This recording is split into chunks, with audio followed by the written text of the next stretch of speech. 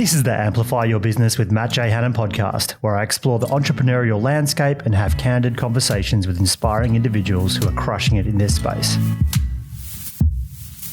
Today is Inside Out episode, and welcome back. I think it's Friday. I'm going to have a look at when to say no. When to say no in business, in life. And it's basically, I guess, something that I was thinking about. Obviously, we're early in 2019 and I went through my whole sort of annual review and planning process. And I really would actually like to move all that to December. But at this point in my life and in business, it tends to be a mad rush to the Christmas break. And then during the Christmas break is when I sort of start and sort of nail all my planning and business planning, personal planning and all that stuff in January. So something I was pondering through January a lot is, when to say no in business, in life, when someone asks you to go for a run or to play a game of sport or to go to a sporting event or to come and have a cup of coffee. Like, when do you say no? And I've got business interests. I've got a young family. There's health, wellness commitments. I have multiple podcasts that I'm involved in. Obviously this podcast, the Amplify Your Business podcast, but also I'm involved in a podcast called the Simple Minds podcast. And, where a bunch of guys sit down and discuss a topic or two around life, really. And, all these things take time, and we all have a finite hours every day, every week, every month, every year. And to be honest, our whole life is really short. By the time we get through it, I think we'll look back and think, what did we do everything that we chose to do for? Like, did we have a focus? How to focus and what do we focus on is a big question. One thing I stumbled across was a really cool article from a guy called Tyler Kleberger. So Tyler's article, and this is on medium.com, and I'll link it up for you, is called A Technique for Deciding When to Say No. Now, I won't go into sort of his technique per se, but I really like some of the commentary around the article. So he states that instead of trying to do everything, figure out what deserves your time and energy, which we know. In a culture that tends towards the myth of no limits, acknowledging that we can't do everything seems restrictive, yet we sort of get very naive and just thinking that we have unlimited time and resources and we can do everything. I mean, essentially, we can't do everything. So what are we going to focus on? We sort of have this strange desire to be like gods, like all of us, every single one of us, really. We might do a little better if we just accept reality, and that we have limits and that we can't do everything, and therefore we have to make decisions about how we're going to sort of fill the space that we do actually have, and to be realistic about it. A really good analogy that Tyler used in the article was our lives can be sort of compared to juggling. We believe that by learning to juggle a seemingly infinite number of objects, we become unlimited in our capacity. The reality is that you can only focus on a limited number of things at once. We sort of praise a culture of jugglers that do everything in our busyness, but we sort of have failed to acknowledge whilst objects may be flying around in the air, we're not really holding or controlling anything. In pursuit of sort of juggling more and more, we never really hold an object, a relationship, a focus, or any sort of commitment for any period of time. It just sort of evaporates and moves on. In order to figure things out, I mean, what do you do? What do you spend your time on? How do you make decisions? And if you haven't done it before, it might be a really good place to start to try and determine what your priorities are. So one thing that is quoted in the article is that he usually, or apparently, I'm not sure where this is referenced, but we usually don't naturally drift towards our true desires. We only fulfill them by intentionally being aware of them. And I think we know that. Like when we have a desire to be healthier, desire to go to the gym more often, for example, we sort of have to intentionally set our focus there. Otherwise, we'll tend to do and fill our space with activities that aren't necessarily, what we want and desire and dream. So we aren't just naturally falling on this path of moving towards what our dreams and goals are. When we're not proactive in making decisions on what we focus on, we tend to fall on a path that slides probably away from our goals, because the truth is I think as human beings, a lot of common goals, but our common actions don't align with our common goals. So doing what everyone else is doing, which is a sort of default community-based approach that our brains are sort of almost trained to do, won't get you what you want. And without a deliberate focus on adding activities, relationships, that you require and desire to meet your goals, you are not going to achieve your dreams. And let's face it, without looking and breaking down the time spent, those days, weeks, months, years will just disappear. When do you say yes? And how do you know that, if you're being busy, it just means you have a lot of priorities. Now, you might be super busy focused on the exact right goals and priorities working for you, but I think many of us are not. It takes true humility and strength to sort of acknowledge that you have limits and that you can only work on certain things. And if you truly have a large desire, an audacious, a BHAG goal, a big, hairy, audacious goal, as has been said before, then you need to acknowledge that you probably can't spend 20 hours a week having coffees with 20 friends. You need to acknowledge that maybe your family might need to sacrifice a little bit or a lot, depending on what it is that you're choosing to try and achieve in your life. Maybe you need to consider where your priorities truly lie and truly do your dreams and goals align with what you're willing to give up to do. Are you going to give up sleep? Where do you give something up to achieve those goals? We are just so interested in blaming everybody else and excuses because we don't want to take on responsibility. Set your life on fire and seek those who fan your flames. The Philly translation of that is don't be hanging with no jank-ass jokers that don't help you shine. A tool I've used for the last sort of several years, it was introduced to me originally by Andrew Morello, who I did an exercise and he showed me through this tool, which is basically called the Ideal Week. So Andrew Morello, just a bit of background, is he heads up the BD or business development for Yellow Brick Road, working alongside Mark Burris, and he was the first Australian apprentice winner. He did this exercise with me one day and it sort of made a lot of sense, and I've reused it many times. I've used it, or my team have used it many times, and I don't really know the true source of it. I basically built the sort of tool myself off the conversation that we had, but it's called My Ideal Week. And it basically is just a way of choosing, okay, where are the priorities and what do you have time left to do in your week? And does your time spend along with your goals? So picture a spreadsheet. I'll provide a download spreadsheet or something for this for you to have a look at. But just picture a spreadsheet of a week, Monday to Sunday or Sunday to Saturday, depending on how you want to do it. And just put from sort of 5, 6 a.m. on a line right down to 8, 9, 10 p.m. And just basically draw the week and have a look at what currently looks like. This is an exercise in being realistic for starters. So it's best to start with what you're doing and why. So if you work Monday, Tuesday, Wednesday from the office between 8 and 6, draw that in. Then break that down further into, okay, on Monday mornings I do business development, on other times I do this or that. Put in the things that are really there and taking time. If you're working out regularly, running, riding, whatever it is you're doing, put those things in there. Be honest about TV. Be honest about family time. What are you actually doing? Just spend 5-10 minutes and just draw down what a standard week looks like. I mean, if you play golf every Saturday, put that in. If you don't, that's fine.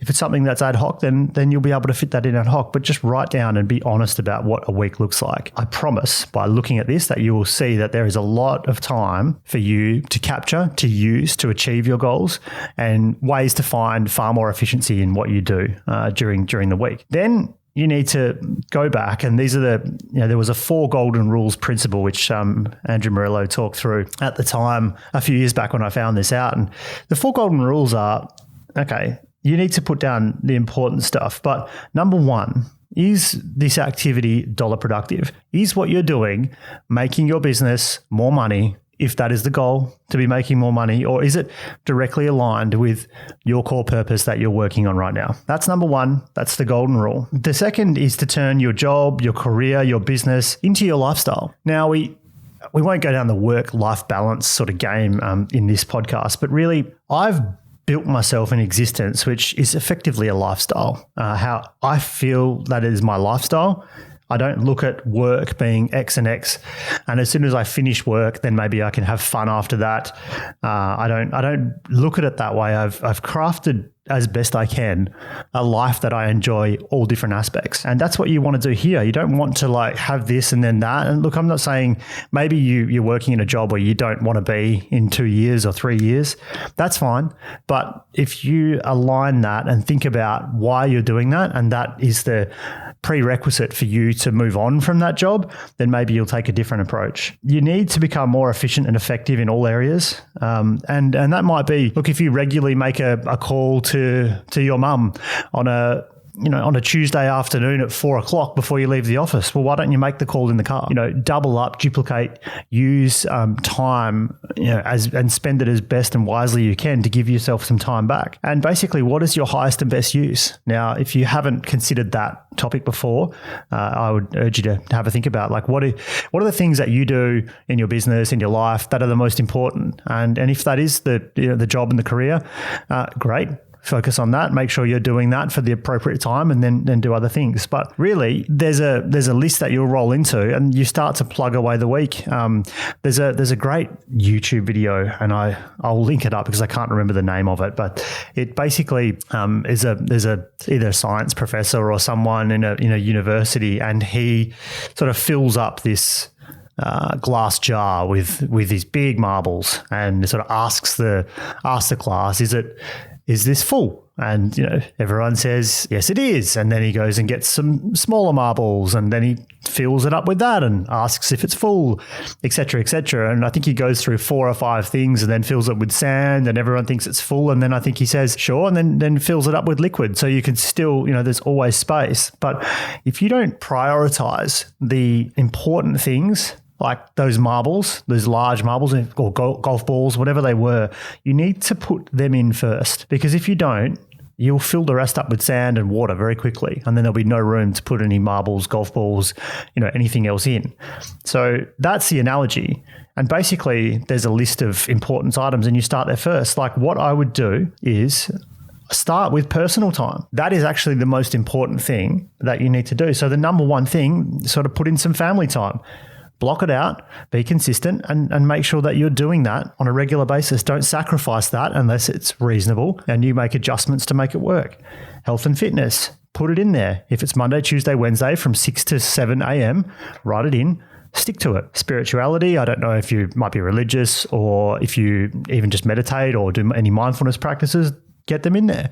Put them in the calendar. Recreation, sport, education and me time, domestic duties, just fill out what you need to do in any given week. Now, these things are important to you as a person, as a human, so they've got to be in there, and you're going to do them anyway. But what this can do for you is to free your mind and free your time from, basically thinking that you've got this time to do absolutely everything. You're blocking out your week for things that need to happen and things that you need to do. Now, if you can outsource some of these tasks, like you can't outsource your family and, working out and things, but if you have domestic duties and you can outsource them, it makes sense, great, do that.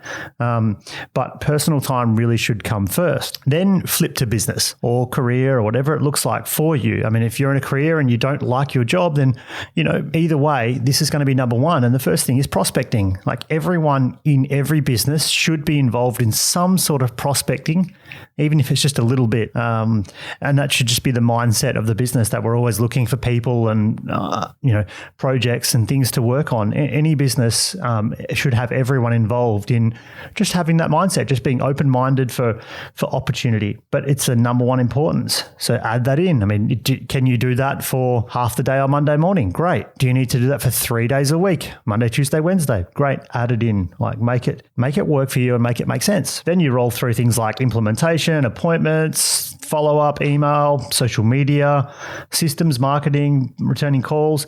You know what you have to do in a week. But basically, if you fill out your calendar, it will make sense. What then happens once you stick to that calendar, and let's face it, we're human. So, well, I certainly am. And I don't always stick to my calendar with any sort of perfection, but I do it as best I can, is then you start to break it down and go, look, if someone pops up and says, hey, Matt, do you want to be on a podcast? Or, hey, can you come on this road trip next weekend? If you've set down your non-negotiables, it's really easy to say, no. It's really easy to go, do you know what? It doesn't make sense. It isn't more important to my goals and outcomes than what I have booked on that day. And look, that doesn't mean that your buddy might not call you on a Saturday and ask you to go to a ball game or a movie and you won't say yes.